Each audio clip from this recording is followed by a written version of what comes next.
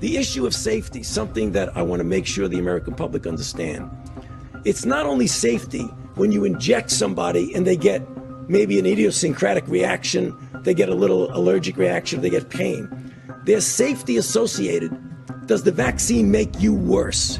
And there are diseases in which you vaccinate someone, they get infected with what you're trying to protect them with, and you actually enhance the infection. It's the worst possible thing you could do, is vaccinate somebody to prevent infection and actually make them worse. Dr. Fauci says he thinks this could be done as early as 12 to 18 months. That's really optimistic. Do extensive testing of this vaccine before you put it out there into millions of people, because I think there now is this kind of break the glass mentality of full speed ahead, cut the corners you need to cut. And I really hope we don't do that, because especially for a vaccine that you may be giving to tens of millions of people or more.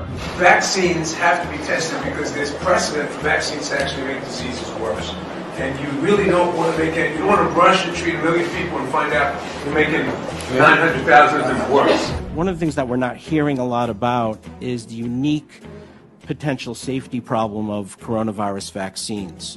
This was first found in the early 1960s with the respiratory syncytial virus vaccines. Some of those kids who got the vaccine actually did worse, and I believe there were 2 deaths in the consequence of that study. Because what happens with certain types of respiratory virus vaccines, you get immunized, and then when you get actually exposed to the virus, you get this kind of paradoxical immune enhancement phenomenon. And we don't entirely understand the basis of it, but we recognize that it's a real problem for certain respiratory virus vaccines. That killed the RSV program for decades. Now the Gates Foundation is taking it up again. But when we started developing coronavirus vaccines, and our colleagues, we noticed in laboratory animals that they started to show some of the same immune pathology that resembled what had happened 50 years earlier. So we said, oh my God, this is going to be problematic.